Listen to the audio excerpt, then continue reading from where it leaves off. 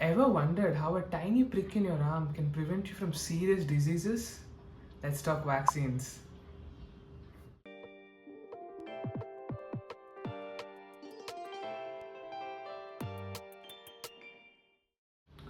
Now, if you Google the definition of a vaccine, then it would show that it's a mild form of a disease that is put into a person or an animal's blood using a needle in order to protect the body against that disease.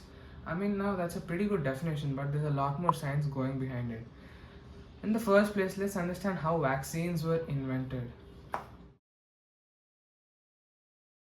It all began in China during the smallpox breakout.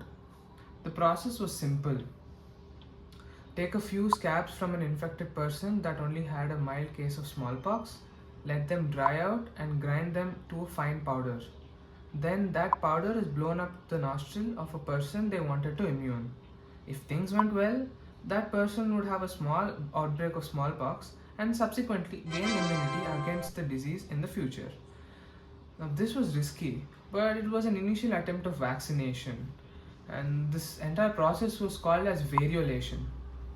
Then Edward Jenner conducted an experiment by inoculating a young boy with pus from a cowpox sore. The boy developed a mild illness but later showed resistance to smallpox when deliberately exposed. This experiment marked the birth of the world's first vaccine. Now, the term vaccine itself is derived from a Latin word for cow, which is vacca. Then another scientist, Louis Pasteur, developed vaccines for many other diseases. Now, before we understand the functioning of the vaccine, we first have to understand how our immune system works. Now, our immune system functions in three different steps, to keep it simple. The first step is where the body recognizes the invader. The second step is where it calls for backup of the special fighter cells which come and attack the invaders. And the third step is where your body remembers or keeps a record of the invaders for fighting faster the next time it appears. Now, these three steps or functions are performed by different immune cells. Especially the remembering enemies function is performed by the memory cells. And now these memory cells come into picture only when subsequent attacks of the same pathogen happens. So this function of vaccines is built around the mechanism of memory cells. Vaccines function in a similar fashion as a naturally occurring pathogen. It's just that it is at a safer level and is administered by human. Now, some sources suggest that not all pathogens trigger the memory cells to remember the attack. It's only the tough pathogens which make the basic immune cells escalate the problem to the higher immune cells, which trigger the memory cells to remember the pathogen. Now, creating a vaccine is pretty tough because the altered pathogen shouldn't be too weak, which would make the immune system not trigger the memory cells, nor the pathogen should be too strong to overcome, which would create a situation where the person might catch the disease and would create a fatal scenario. There are mainly four types of vaccines. First one being the risky one, and the fourth one being the safest form of vaccine created so far. The first one is live attenuated vaccines. Now imagine this like a weakened enemy. Now this pathogen is alive, but it's not strong enough to make you really sick. Second one is inactivated vaccines, where you can imagine this like a defeated enemy. And so this pathogen is killed, so it cannot make you sick. Third type is subunit vaccines, where these are like just showing a part of the enemy to your immune system. Now, the fourth type of vaccine is mRNA vaccines. Now, imagine this as sending a blueprint of the enemy to your body. So, your body constructs a temporary copy of the enemy and learns how to attack it if it ever appears in your body. Vaccines are usually safe and effective, But just like any other medication, vaccines do have some side effects.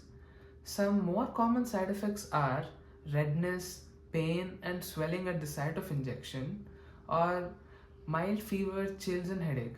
Some less common side effects are muscle aches, fatigue, or allergic reactions. Now, there are 2 points to remember. The first thing is that the benefit of vaccines outweighs the risk of side effects.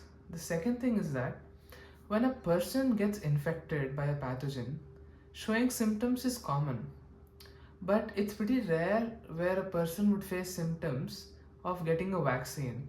So, if he or she does so, the news spreads like wildfire, and people start, you know, objecting of getting jabbed.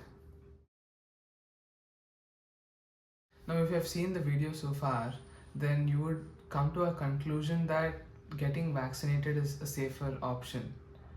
Now, you're right, but if you're part of the crowd where you still are objecting of getting jabbed, then think of it in such a situation where you have two different classes to learn how to self defense.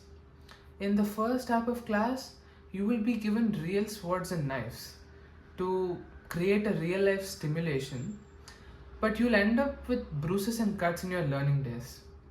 And in the second type of class, you'll be given plastic swords and knives, which would still create a real life simulation, but you'll not end up getting bruises and cuts in your learning days. The first type of class is similar to getting affected by a pathogen naturally, and the second type of class is similar to getting jabbed and giving your body a, a milder version of the pathogen, but still it learns on how to fight a real pathogen when it encounters one.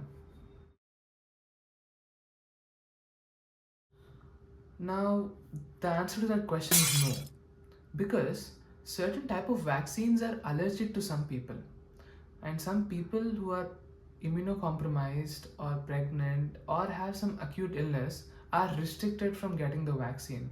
So, if you have any problem, please consult the doctor before getting vaccinated. Now, this is where herd immunity comes into the picture. It's like a force field which protects the entire population even though some people are not vaccinated. Take a look at this animation for better understanding.